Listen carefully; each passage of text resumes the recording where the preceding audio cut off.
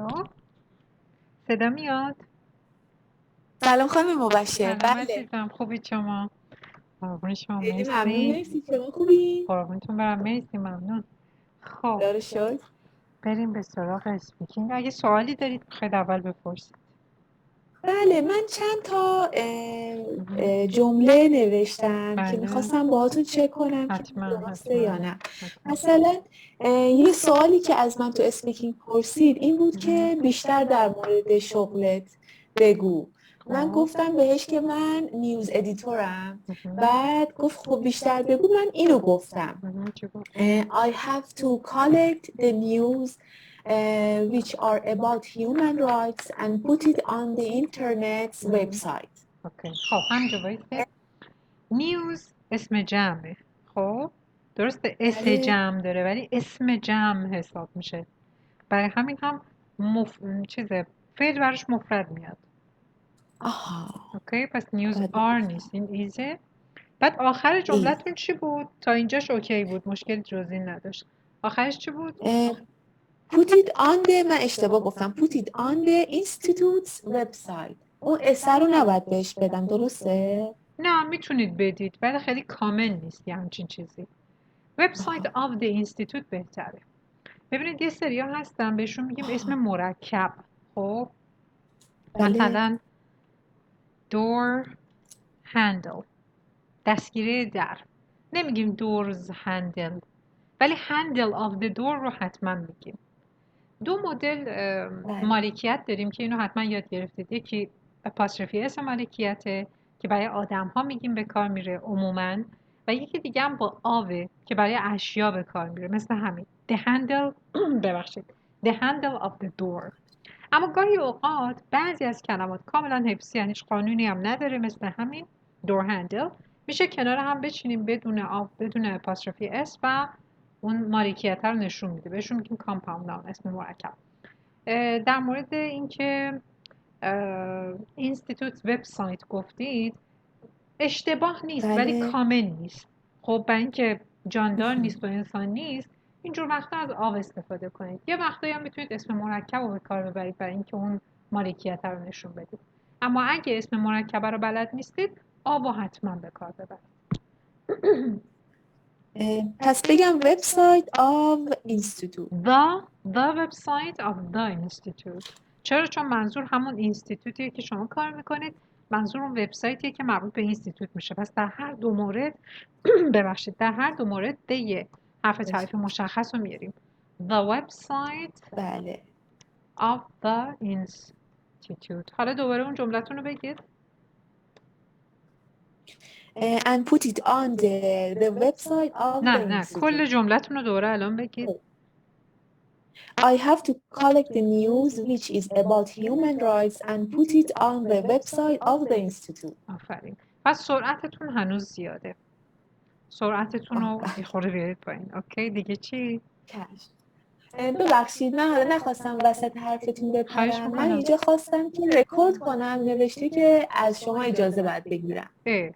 چرا؟ چجوری باید اجازه بگیرم؟ نوشته please ask your host to give you permission to record. گوشی آیفونه؟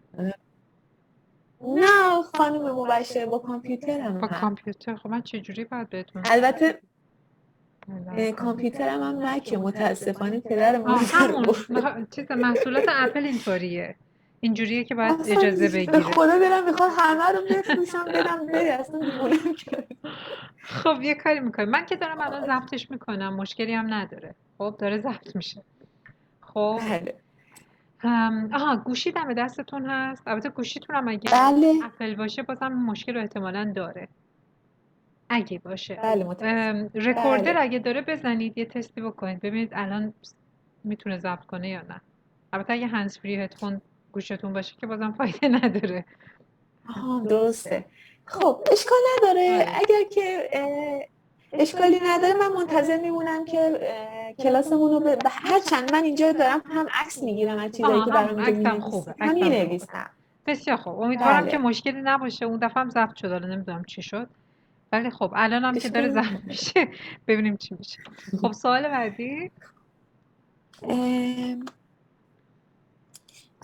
من مثلا میخوام بگم که من آبی رو دوست دارم به خاطر اینکه because whenever look at the blue things I can imagine وایسته. whenever look at whenever کی look at اصلا هیچ فاعلی رو شما ذکر نکردید. whenever I look at. الان ببینید شما مشکلتون اینه که فکر میکنید اینجا میشه به قرینه حذف کرد. خب حذف به قرینه فاعل برای جملات مرکبه، نه جملات پیچیده. جمله مرکب چی بود؟ جمله‌ای که توش فن بویزه، اند، باته. مثلا I am watching TV and I am cooking dinner. همزمان که دارم آشپزی جمله مستقل. مسئله جمله مستقل نیست، اونجوری هم ممکن جمله مستقل داشته باشید. روی اینش حساب نکنید، روی اون کنجانکشن ها حساب کنید. کنجانکشن ها رو یاد گرفتید دیگه. اینا الان اینجا کوردینیتینگ کنجانکشنه. فاعلم با اینکه یکیه، چون جمله مرکبه میتونم دومی به قرینه حذف کنم، بگم I am watching TV and cooking dinner. اما توی جمله شما I like، مثلا گفتید I like the color blue because whenever I look at it I feel calm. جمله کوتاه میکنم. خب این جمله اصلی ماست، ولی because داریم whenever داریم subordinating conjunction هستن، اینا تبدیلش میکنم به یک جمله پیچیده، به یک جمله کامپلکس. توی جمله کامپلکس حتی اگه فاعل ها یکی باشن حسب به قرینه نداریم. نمیتونم بگم I like the color blue because whenever look at it مثلا. اون آیه رو باید سر جاش بیاریم. خاطر اینکه این whenever برای پیچیده ها بود. because هم برای پیچیده هاست. اوکی. خب این قسمت از جمله‌ام درسته. I can imagine I'm at the beach and look at the sea. I can imagine I'm at the beach and look at the sea. چرا look at the sea؟ وقتی میگید look at the sea چی شد؟ متوجه شدی؟ I look at the sea. بله. and I'm looking at the sea. I'm at the beach. اینو که دیگه نمیتونید حالا استمراریش کنید. I'm at the beach and I'm look at the sea. I'm looking at the sea. بله. I'm looking at the sea. چون ببینید وقتی میگید look at the sea دارید امری میگید. دارید به طرف مقابل میگید نگاه کن به دریا. یهو وسط جمله. بله. حالا جملتون رو به طور کامل دوباره از اول بخونید. Because whenever I look at the blue things, I can imagine I'm at the beach and I'm looking at the sea. Yes, very good. Very good. Imagine. خب یه کوتاه. Imagine. دیگه چی؟ یادداشت کنید، راحت باشید. عجله نکنید اگه میخواید یادداشت کنید.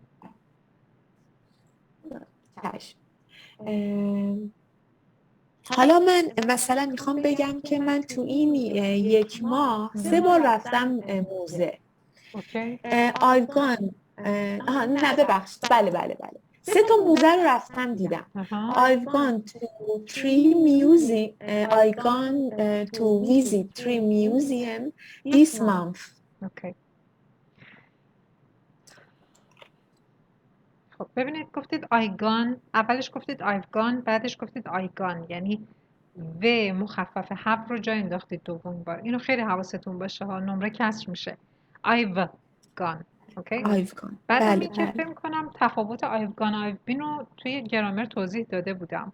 یادتون هست؟ بله. خب الان این اشتباهه دیگه. شما بعد میگفتم I've been. آفرین. I've been to 3 museums this month. خب بعد هم I have visited یا I've visited 3 museums. این بینوگان اگه یادتون میره فعل ویزیت بیاد خیلی راحت تر. I've visited 3 museums this month. تلفظ month رو دارید با تلفظ mouth قاطی میکنید. month میشه ماه، mouth میشه دهن. اوکی؟ خب الان دوباره جمله‌تون تصحیح کنید. چی میگید؟ I visited 3 museums this month. 3 museums جمع دیگه. 3 museums. بله. این ریز خورده ها رو خیلی در نظر بگیرید. نگاه کنید تفاوت نمره 6 تا 6 و نیم یا 6 تا 7 همین چیزای کوچیکه ها. اس سوم شخص، اس جمع. یعنی فکر نکنید مثلا یه کاندیشنال بگید یا ماضی نقلی بگید باید نمرتون بشه 6 و نیم 7. اینا رو اگه ایراد داشته باشید از 6 بالاتر بهتون نمیدن. حالا هر چقدر هم که ماضی نقلی بگید. خانم مبشر، فقط چارش همینه که باید صدامو ضبط کنم، صداتون رو درسته؟ ضبط کنید و تکرار کنید. مثلا همینی که میگم بهتون 3 museums و یادتون رفته، بر خودتون یه یادداشت بردارید، یه مدت هی تکرارش کنید، هی بگید 3 museums 3 museums، صدای خودتون بره تو گوشتون. میدونید چی میگم؟ صدای بله. خودتون بره تو گوشتون. این تمرین تکرار درستش میکنه.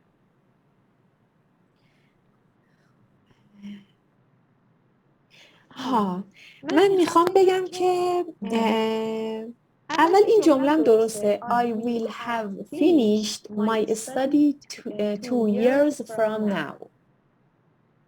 خب اولا که studies my studies هست نه my study. اوکی؟ بله. I will have finished my studies 2 years from now. یه خورده عجیبه به نظرم. من این شکلی نشنیدم. نمیتونم بگم غلطه، نمیتونم بگم درسته، فقط برای من عجیبه. اگه by the time استفاده کنید من مطمئنم درسته. یا اینکه یه تاریخ بیارید. ولی 2 years from now به نظرم درست نمیاد. ولی اینو باید بپرسم که بهتون جواب بدم. بله. میخواستم بگم من اگر بیشتر درس بخونم تا 2 سال دیگه درسم تموم میشه. خب ببینید الان یا تا همینجا 2 باید سال. آفرین همین رو باید پرفریز بله. کنید. 2 سال دیگه میشه سال 2024. by 2024. اصلا کار رو بر خودتون سخت نکنید. by 2024. حالا بله. بگید با این چه شکلی میگید جمله رو دوباره بگید. I will have finished my studies by 2024. آفرین. و یادتون نره توی اسپیکینگ مخفف استفاده کردن نشون دهنده تسلط گرامریه برخلاف رایتینگ. پس I'll بله have بله finished. I'll have finished. بله. حالا سوال اصلیم اینه، من میتونم برگردم بگم if I study more I will have finished my studies. بله میشه یا این میکس. if چرا میشه میکس کندیشنال؟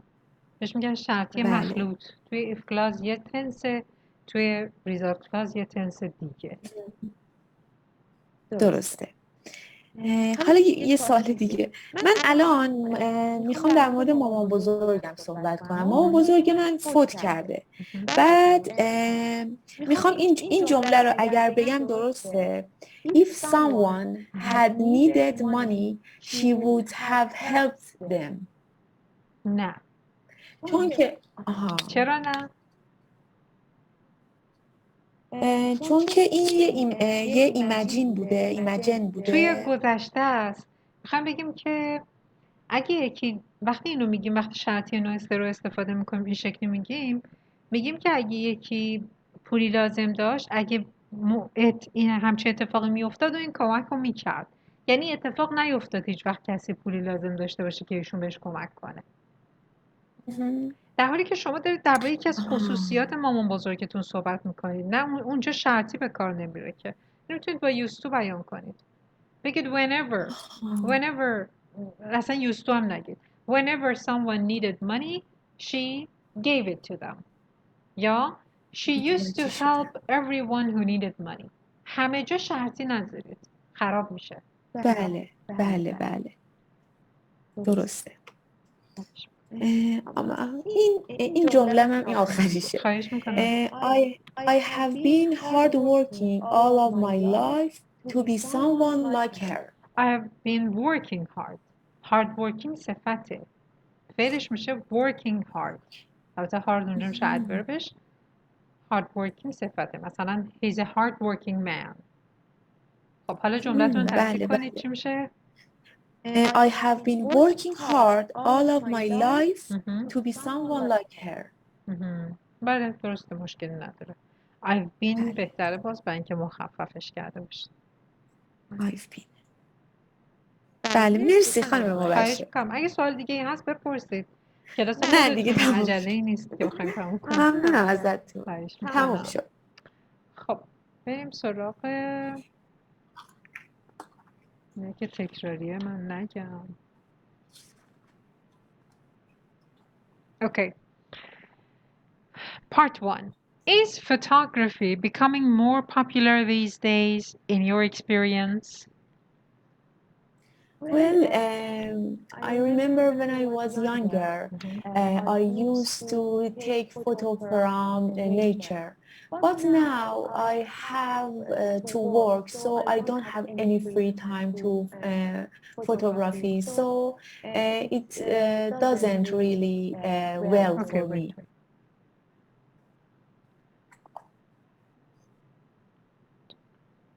ببینید بازم سرعتتون زیاده.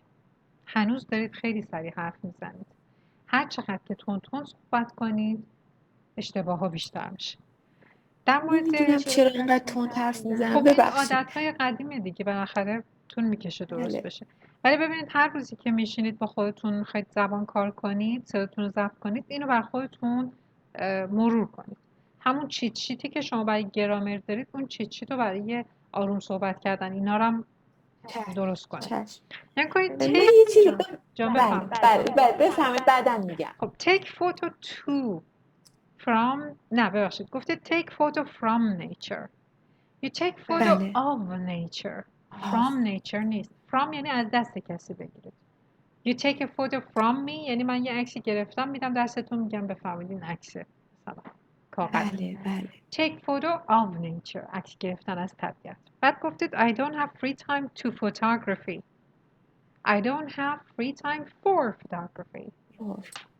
بله. Or to do photography. این هم میشه گفت. Or to take photos.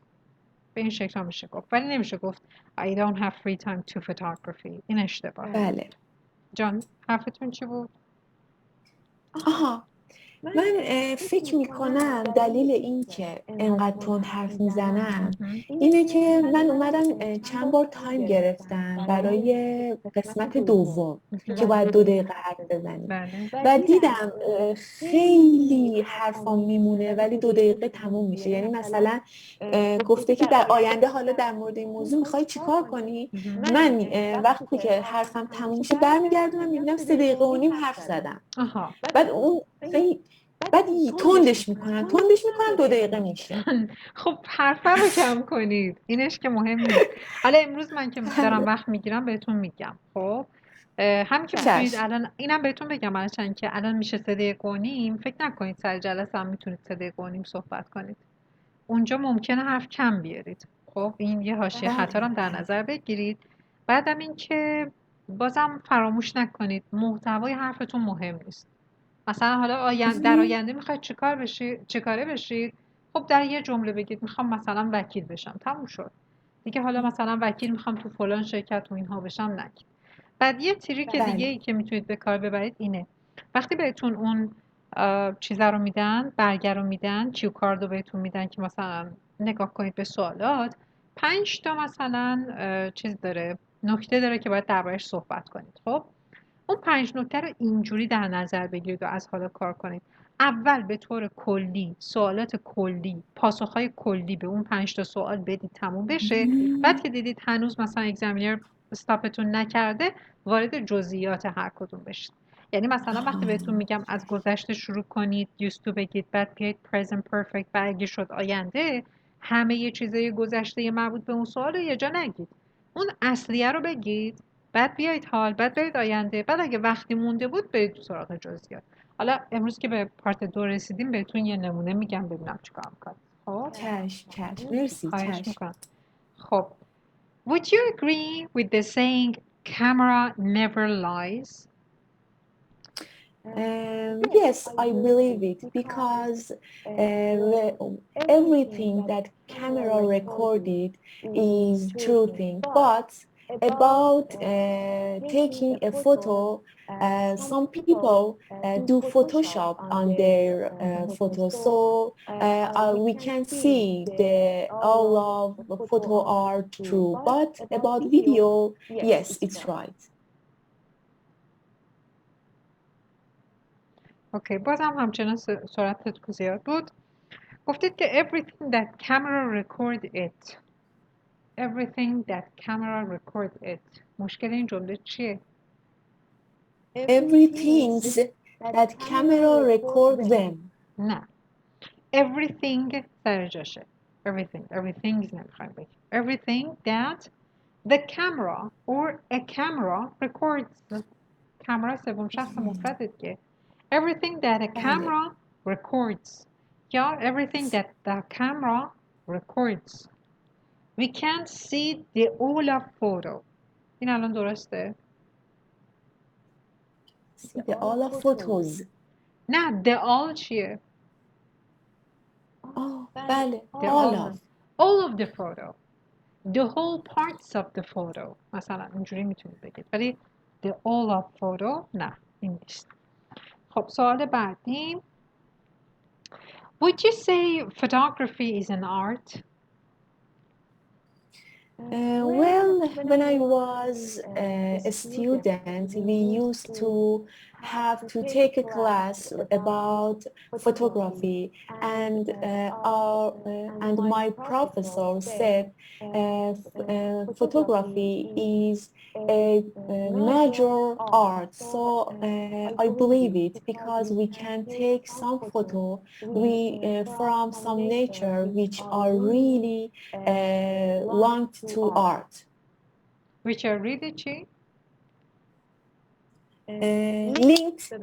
linked to art. خب ببینید بازم که سرعت زیاد بود. مثل اون دفعه اگه یادتون باشه حالا 2 هفته پیش چجوری گفته بودم من یه جمله‌ای که میگید الان هنوز دارید تمرین میکنید شما. خب یه جمله‌ای که میگید مکس کنید، صدای خودتون رو بشنوید. بله. خب اصلا هدف از اینکه صدای خودتون ضبط کنید اینه که بعداً انگار یه نفر تو کلتونه هر یه جمله‌ای که دارید میگید رو داره براتون یه بار دیگه تکرار میکنه که اگه ایراد داره درست بشه. گفتید when I was student. آرتیکل نداشتید. when I was a student. when I was a student. professor تلفظش professor. خب professor نه professor. این رو چی تلفظ میکنید؟ major. آره فکر کنم گفتید major یا من اینجوری بله. بازم گفتم major. اوکی. بازم فوتوگرافی. خب چیکار کنید؟ بله. من همونجوری که فرمودین من قبلا این کار میکردم که مثلا میگفتید که میجر رو بگو که مجور برای دیکتش. بله. بعد حالا من اگه به شما بگم که من یه مدت فرندز رو میگفتم فرینز که دیگه اصلا تو فرینز میگفتم که دیکتش قدیم یادم بمونه، بعد یه دفعه به خودم میمونم دارم میگم فرینز و اینا الان هم اتفاق افتاد. ببخشید. من اولین بار اینو میشنوم. یعنی خودم همیشه این کارو میکنم. 2 تا تلفظ برای کلمه دارم، یکیش برای دیکتاست یکی برای تلفظ واقعیش و به بقیه زبان آموزام هم همیشه همینو توصیه میکنم. ولی اولین باره که یکی میگه اون یکی رو یادش میمونه. خب این خوبه. من به برای بات نوشتن که میگم بوقت. اون که حالا خدا رحمم کنه بوقت نه شوخی میکنم نمیگم ولی عجب. خب خطرناک شد که براتون. خب سعی میکنم که اصلا تکرار نشه.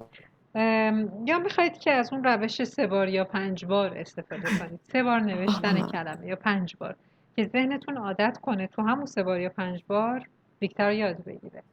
در طول روز اونایی که هستید یک کلمه به ذهنتون رسید گوشی دم دستتون باشه فوراً چک کنید تو دیکشنری که دیکتش رو درست نوشتید یا نه. این کارا رو بکنید. به هر حال بی تاثیر نیست. من هم دیکته فارسی ضعیفه هم انگلیسی که دیگه هیچی. دیگه گفتن نداره. نه درستش میکنم. قول میدم. اوکی باشه. خیلی خوب. Would you say photography is an art که گفتیم.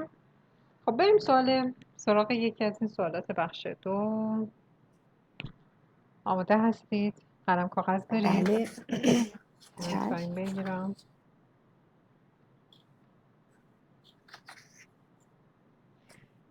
خب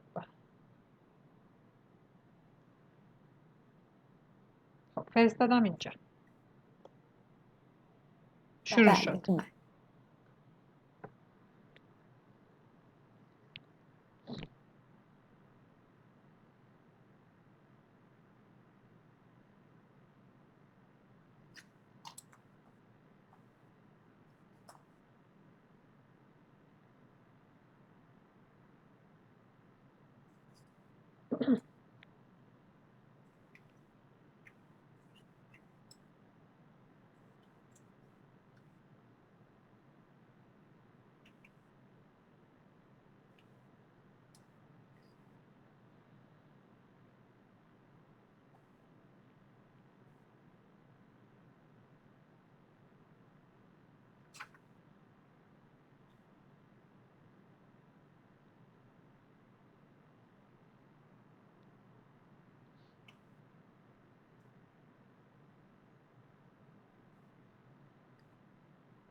بسیار خوب.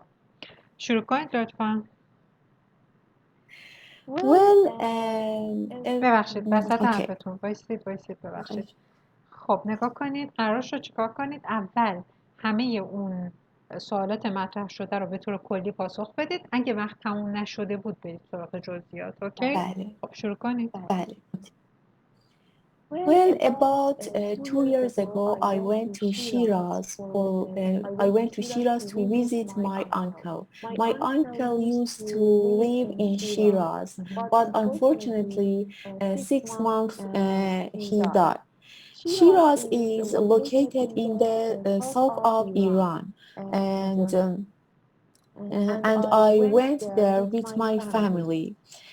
Shiraz is famous for Pasargad, a spectacular building with historical significance. And if my memory serves me right, it has just 10 million residents. When I was there, I went to some traditional restaurant which served us some traditional food like kebab. If I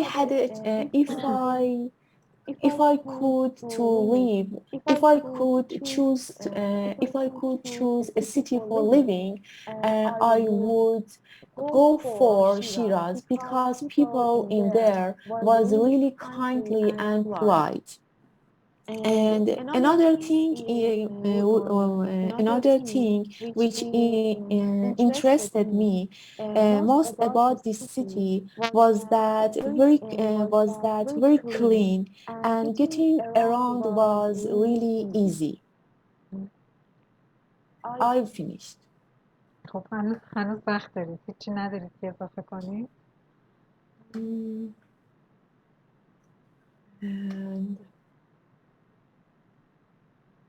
اشکال نداره. خب نگاه کنید یه مقداری آف تاپیک شد حرفاتون. چرا؟ به سوال دقت کنید. Describe a tourist attraction you once visited. Tourist attraction. یه اشاره گذرا به پاسارگاد داشتید، بعد رفتید رستورانی که مثلا اونجا بود و خوش گذشت و مردم شیراز چقدر خوبن. آف تاپیکه. Tourist attraction که میشه مثلا برج میلاد برفرض. حالا پاسارگاد، ولی زوم کنید رو خودش. خب حالا بگم یوستویو اولش آوردید خیلی خوب بود، ولی بعدش گفتید درباره آنکلتون، بعد گفتید 6 months he died. این جمله خیلی پرت بود. یعنی چی؟ He died 6 months ago.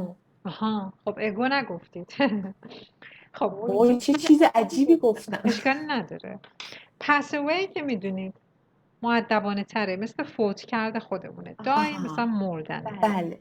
بعد تلفظ پاسارگاد هست پساگدی. اوکی؟ پاسارگاد پساگدی. بعد کلمه اینو چجوری تلفظ میکنید؟ Spectacular. Spectacular. ببخشید این کلاس ممکنه یهو قطع بشه، دوباره بزنید رو لینک بیاید. خب این رو چی تلفظ میکنید؟ Significant. نه. Significant. شما میگید can't. Significant. Significant. If my memory serves me خیلی خوب به کارش بردید. ولی نگاه کنید spectacular بگید، significant بگید، اصطلاح if my memory serves me well درست بگید، اما اونجا بگید 6 months he died. اون وقت متوجه میشن که این حرفاتون حفظی بوده، نمره ازتون کسر هم میشه. خب بعد کجای گفتید که it has just 10 million residents. منظورتون شیراز بود دیگه، درسته؟ بله. خب یهو از پاسارگاد اومدید روی شیراز، اصلا بدون اشاره به این که دارید درباره جمعیت شیراز حرف میزنید. خب بله. پراکنده شد. if I could choose من کندیشنال اوکی بود. خب بعدش گفتید the people was people were. بله. بعد kindly people were kind. people were kindly نداریم. اوکی people were kind. بله. بله. اوکی بقیهش اوکی بود. خب اتفاقا خانم مبشر الان یه چیزی جان. من یه چیز خیلی عالی در مورد همچین سوالی آمادگی داشتم. یعنی سر همون که هی میگفتم که ممکن ازم چیزای تاریخی بپرسن و خیلی وقت پیش اینو من داشتم، اصلا حواسم نبود که اونو میتونم بگم، همونی که از خودم در آورده بودم مسجد علیشا. کاش اونو میگفتم، اصلا حواسم نبود. اشکالی نداره، حالا شاید اونم خوب نبوده، من که نشنیدم بدونم چیه. ولی ببینید همش دنبال چیزای ساده باشید. همین پاسارگادی که گفتید وقتی که مثلا اطلاعات ندارید دربارش، یا حتی اطلاعاتی که تو ذهنتون بتونید از خودتون در بیارید think on your feet کنید ندارید، برید به یه چیز ساده بچسبید. برج میلاد تاور خیلی ساده است. با آسانسور رفتم بالا، از اونجا ویو کل شهر تهران رو دارم، شبیه چند تا برج دیگه توی کشور دیگه است. خیلی چیزا میتونید دربارش بگید. همون اسپکتاکولار اینا رو درباره همون میتونید به کار ببرید. قشنگ میتونید دربارش ماضی نقلی بگید، used to بگید، کندیشنال بگید. هنوز ذهنتون قبول نکرده، حالا شاید ناخودآگاهتون، که قرار نیست حرفای خفن بزنید، فقط استراکچرهای خفن به کار ببرید. خب بریم سراغ خانم ببخشید قبلش من یه چیزی راستی میخواستم بگم. گفتید ماضی نقلی، من کاملا مسلطم به گرامرش، ولی نمیدونم کجا چجوری اینو توی پارت دوم بگنجونم. یعنی مثلا چی بگم که یه ماضی نقلی خوب اتوش در بیاد، نمیدونم کجا باید استفادهش کنم. مثلا بگم همینو بگیم. مثلا فرض میکنیم درباره برج میلاد میخوایم همین موضوع بگیم. خب برج میلاد یک توریست اترکشن به حساب میاد دیگه. اوکی میتونید بگید میلاد Tower is a tourist attraction in Tehran. I didn't used to think it's an important building. I really didn't like it. But 3 years ago, a friend of mine invited me to go visit that tower. Since then, I have been thinking that it's a really great and spectacular tourist attraction. Whenever I see a tourist, I recommend that to them. مثلا اصلا چیز خاصی نمیخواد. درسته. حالا شما یه چیزی بگید. یه توریست اترکشن دیگر رو پیدا کنید تو تهران. یه چیز دم دستی ساده بگید.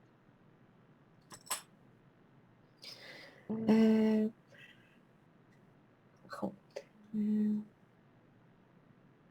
We have a traditional call. چیه اون؟ اسمشو بگید. باغ فردوس. خب باغ فردوس اوکی. آره خوبه. باغ فردوس منظورتون محله باغ فردوس دیگه. یه باغی هستش تو نزدیک تجریشه، یه موزه هم توشه. آها بهش میگن باغ فردوس. درست میگم یا؟ بله. خب بگید همین باغ فردوس بگم یا آره دیگه، موزه سینما بگم؟ چون اسم خاصه باغ فردوس. نه دیگه موزه سینماش نکنید، اون یه چیز جداگانه میشه. Okay. One of the most amazing places in Tehran is باغ فردوس. One of the بعدش جمع میاد. One of the most amazing places in Tehran. آروم بگید. اصلا نترسید از اینکه یادتون بره. آروم بگید. خب ادامه بدید. Places in Tehran is باغ فردوس. And I've been there for 2 times. نه. I've been there 2 times. آفرین. I've been there 2 times. خب دوباره آروم ادامه بدید. I've been there 2 times. I remember the حالا وایسید first وایسید. time. همینجایی که گفتید I've been there 2 times جمله کاملا درسته. چطوری میتونیم بهترش کنیم؟ به جای 2 times چی میتونید بگید؟ کلمه‌ای که به معنای 2 times باشه ازش خفن تر باشه به اصطلاح چیه تو انگلیسی؟ Twice. آفرین. پس برگردید درستش کنید از اول.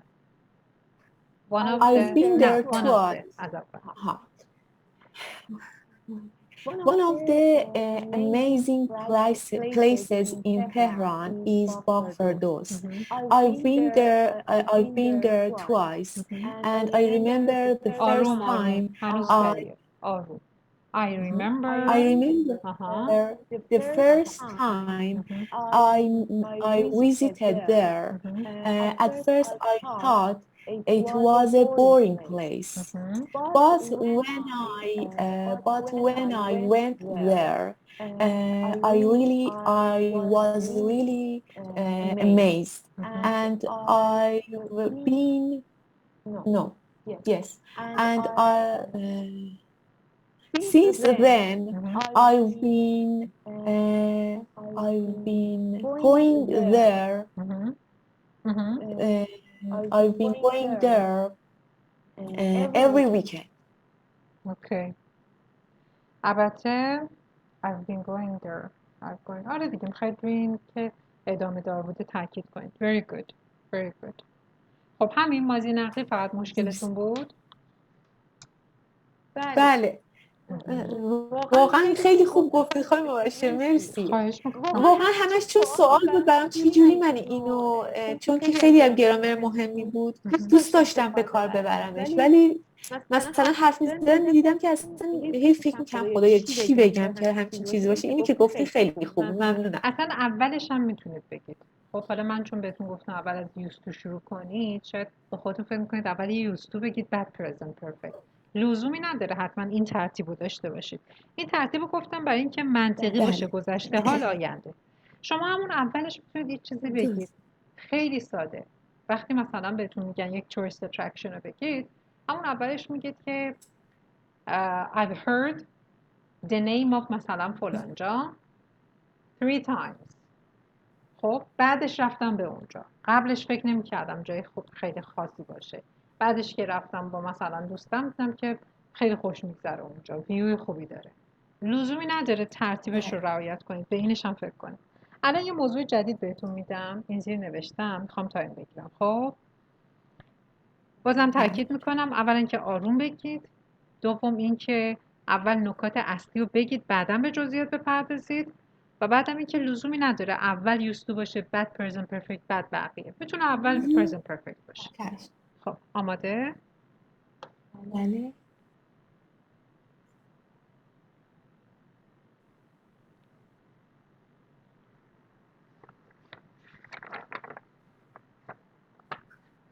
خانم مبشر من یه چیزی بگم، اینو قبلا فرستاده بودی. دقیقا همین بود؟ بله. اوکی. که من در مورد دوستم زهرا صحبت کردم. اگر میخوایم دوباره بگم مشکلی نه خب این چطور؟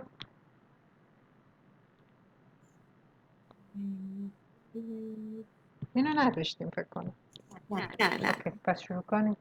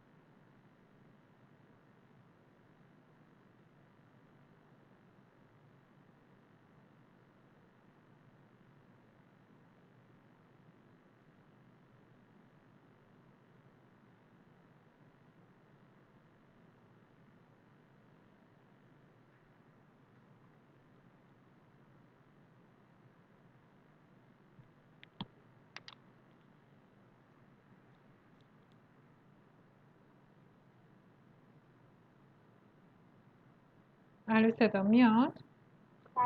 بله بله. خب کار کردید؟ آماده کردید؟ میشه بله، ولی میشه یه بار دیگه بفرستید اگر آره سخت آره نیست، اگر نه من خواهش میگم. میکنم انجام نهاش.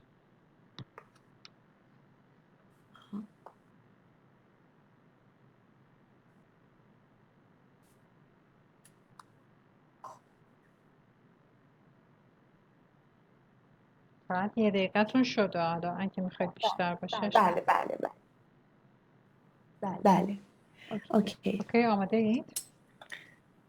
Yes. اوکی go on.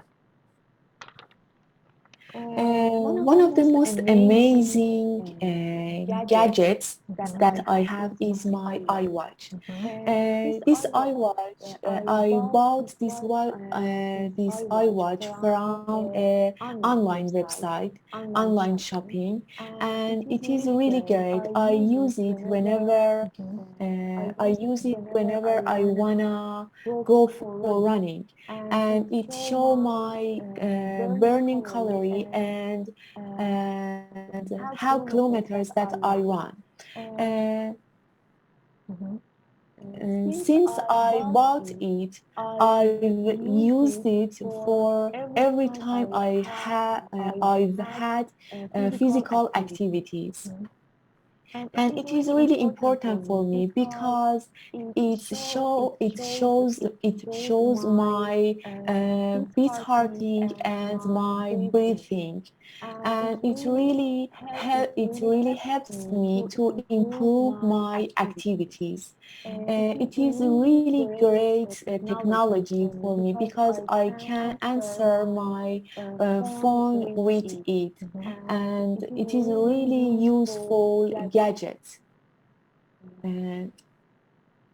I've finished. خب کم آوردید که اضافه کنید. خب کی براتون خریده؟ چند خریدیدش؟ این چیزا رو اضافه کنید اصلا. I remember when I bought it, I don't have any money, but I borrowed some money from my mother because I really wanted it. So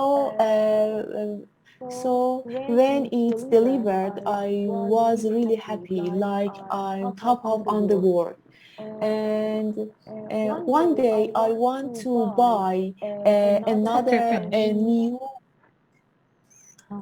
بله. اوکی. خب 2 دقیقتون شد. خب نگاه کنید، اولش one of the رو درست به کار بردید، بالاخره خوبه. ولی نگاه کنید زمانی که خودتون متوجه ایرادتون میشید یه excuse me بگید که مشخص بشه متوجه شدید. جملتون این بود، گفتید this I watch و بعد جملتون عوض کردید I bought this I watch، ولی هیچ excuse me وسطش نگفتید که نشون بدید متوجه اشتباه شدید. خب بعد یه جایی گفتید a online shop. a online shop مشکلش چیه؟ an online shop. an online shop. بعد it show my burning calories. It shows. Okay. The calories that I burn, not my burning calories. The calories that I burn. Yeah, the calories which I burn. به جای how many kilometers گفتید how kilometers. It shows how kilometers. برای یه جای دیگه ماضی نقلی I've used it به کار بردید، درست بود. beat heart نه heartbeat. heartbeat. بعد این رو چی تلفظ میکنید؟ breathing. آفرین. ولی توی تلفظ گفتید breathing. یه breath داریم، نگاه کنید breath نونشه به معنی نفس، تنفس. اما فعل که میشه breathing. It is very useful gadget. مشکلش چیه؟ یه حرف تعریف It is useful. It is این رو نگفتید. It is a very useful gadget. When I bought it، این خیلی اشتباه فاحشی بود. گفتید when I bought it I don't have any money. بله I didn't have. when it delivered این مشکلش چیه؟ when it when it's delivered it's نداره. نه شما it's نگفتید، گفتید when it delivered. مشکلش چیه؟ when it delivered when it was delivered. ببینید همه رو میدونید. خب اینها خیلی اون وقت دردناک میشه، ایرادهای این شکلی که آدم بدونه و اشتباه بگه، این خیلی بد میشه. like on top on the world مشخص بود که اصطلاح رو نصف نیمه یادتون مونده. It felt like I was on top of the world. این درستشه. بله. خب نگاه کنید، آروم آروم که صحبت کنید، قبل از اینکه این اصطلاح رو بگید خودتون متوجه میشید که احتمال داره درست یادتون نباشه و بعد به کارش نبرید، بهتره دیگه. خب بله خب هنوزم نگران نباشید، دارید شما تمرین میکنید. میریم به سراغ بعدی.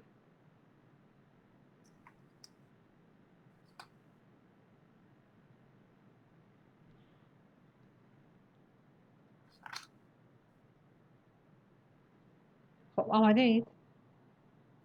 بله. این موضوع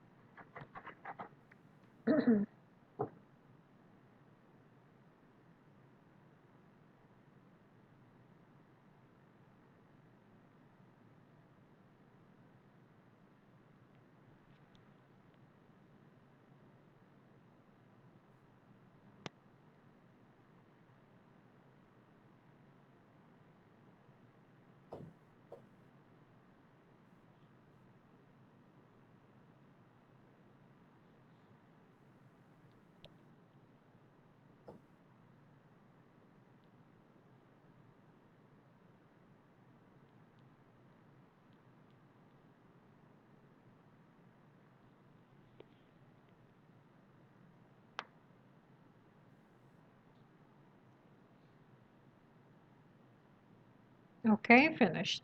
Ready? Yes. Okay, go ahead. Well, when I was younger, I didn't used to do any physical activities. I remember about 2 years ago, one of my friend recommended me to go to a gym to take some aerobic class. Mhm. And when I went there, at first I thought I couldn't do that activities. So I was really disappointed.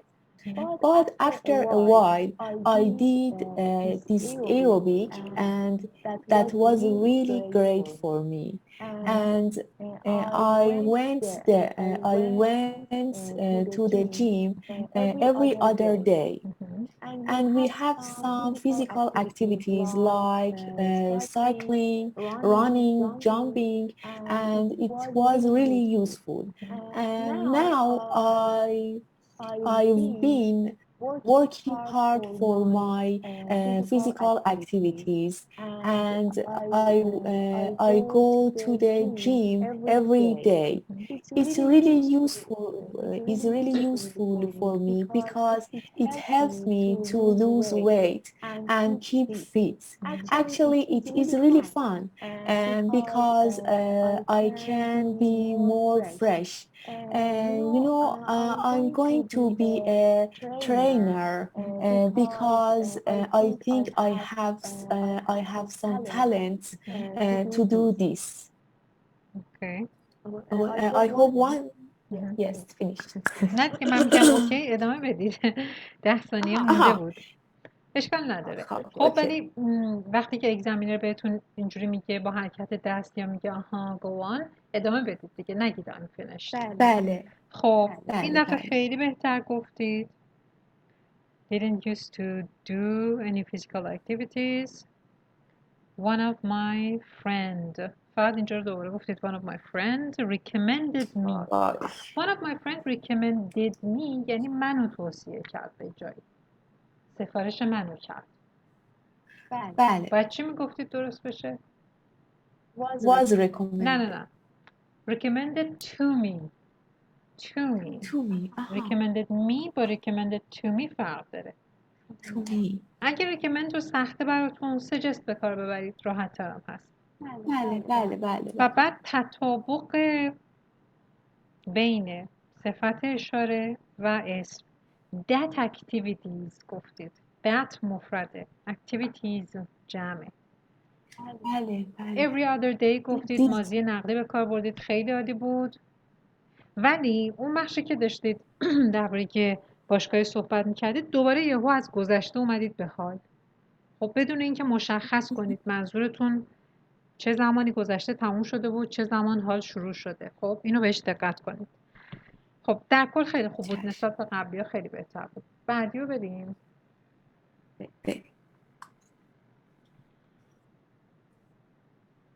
امیدوارم تکراری نباشه. اگه بود نگاه کنید. اگه هست بگید. نه. نیست. خب شروع کنید لطفا. نه تکراری.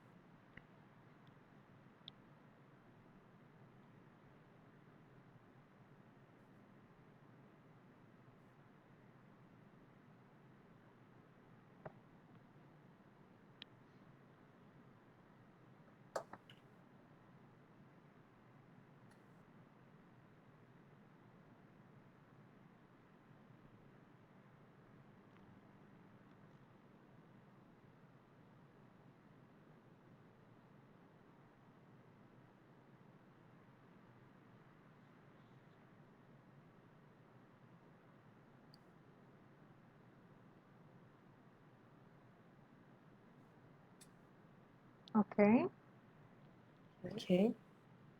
شروع کنید. Well, when I was a kid, my parents used to work out, so I had to eat lunch or dinner alone, and it made me feel alone. So I don't want it alone and don't like it alone, and especially I don't like it at home. So since then I've gone to some restaurant to find a great restaurant.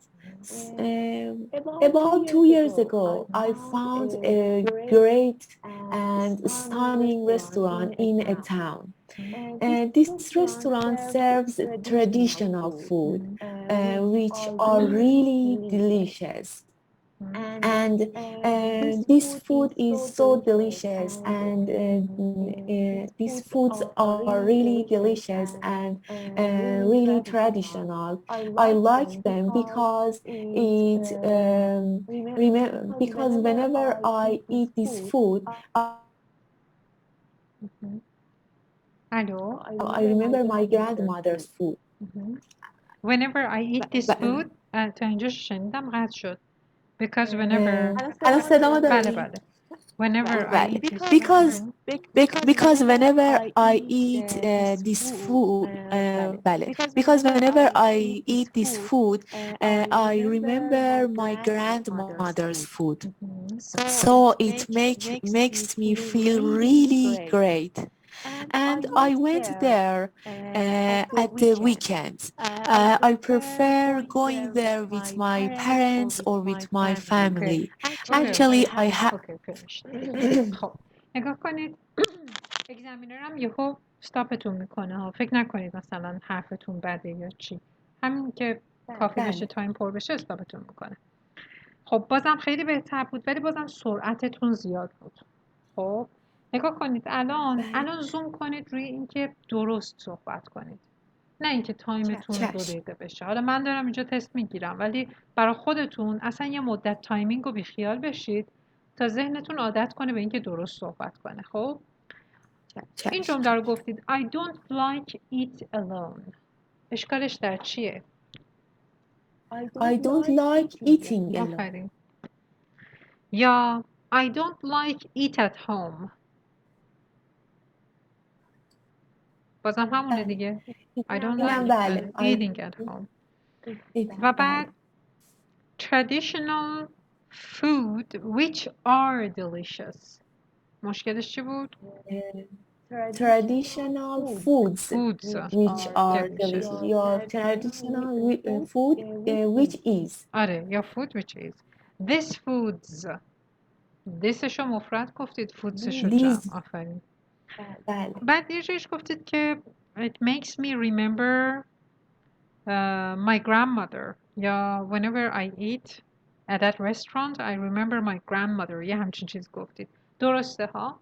ولی میتونید remind به کار ببرید. قشنگ تره. The food there. یادم نبود. الان چی میتونید بگید با remind؟ درباره همین. بله. It reminds me my grandmother's food. It reminds me of. Remind بعدش of. It reminds me of my grandmother's food. Okay? یا it reminds me of my grandmother's cooking. من یاد دست پخته مادر بزرگم میندازه. My grandmother's cooking, my grandmother's food. Okay. حالا من یه مقداری follow up question بپرسم. Do people in your country prefer fast food or traditional foods? Well, these days, Iranian people don't have any free time. They have to work, so they didn't have any free time, and they prefer eating fast food. And actually, it's really bad for their health. Very good. Excellent.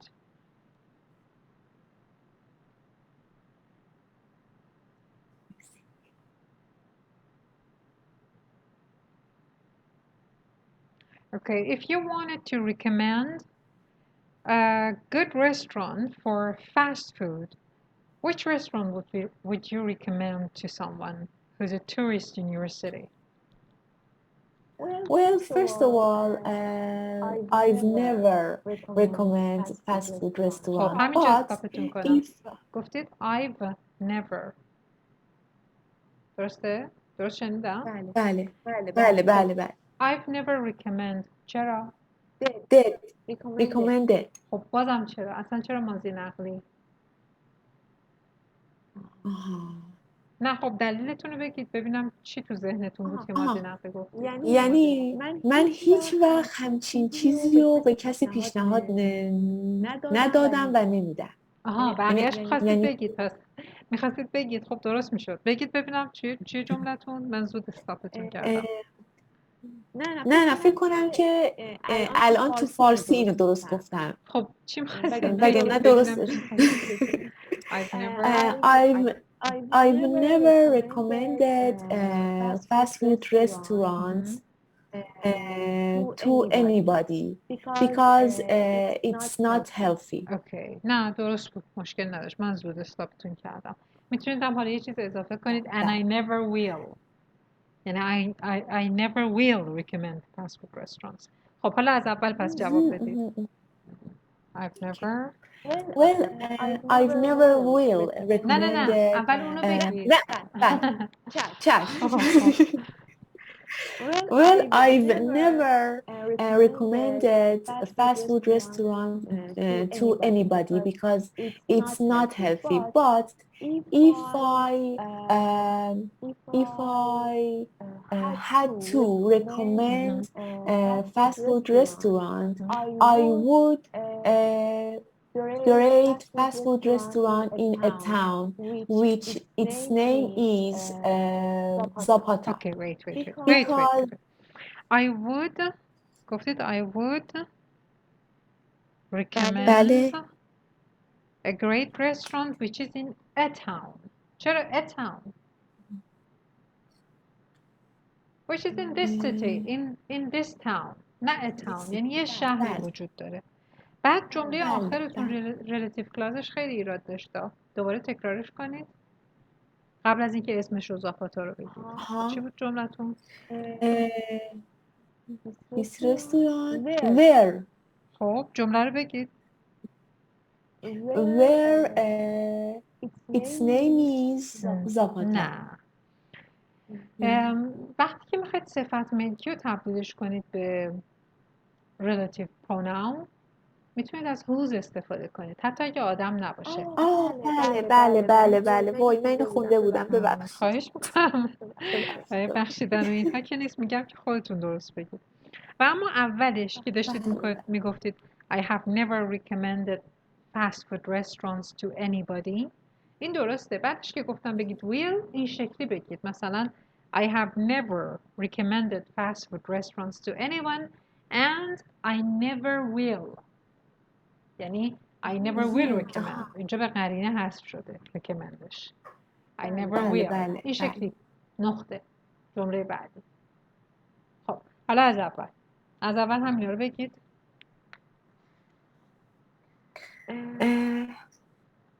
Well, I've never recommended a fast food restaurant to anybody, and I never will, because the fast food restaurant isn't healthy. But if I had to recommend it, to someone, I would recommend a great restaurant in this city, whose name is Zapata. نه whose name نه. whose name is Zapata. which رو دیگه بله. اوکی. whose name is Zapata. اوکی برای فالوآپ کافی بود. بسیار خوب. پس شد تا اینجا این چند تا موضوع کار کردیم. بازم ادامه بدید تا هفته دیگه. اوکی؟ چشم ممنونم ازت. ببخشید اگه اذیتتون کردم. نخواهش عزیزم. قرار بود تا 31 خرداد گرامر رو بخونید دیگه، بعد بریم روی رایتینگ. بله. درسته؟ بسیار خوب. پس تو این فرصت جایی که هایلایت کردید، یادداشت برداشتید برای گرامر رو اینها، باز دوباره یه سری بهشون بزنید. همچنان هم اسپیکینگ رو کار کنید. اون چیت شیت مربوط به آروم صحبت کردن و اینها رو هم برای خودتون داشته باشید. Practice makes perfect. هی و هر بار که به خودتون بگید باید آروم صحبت کنم، درست صحبت کنم، سرعتمو بیارم پایین، بالاخره تاثیر خودش رو میذاره. اوکی؟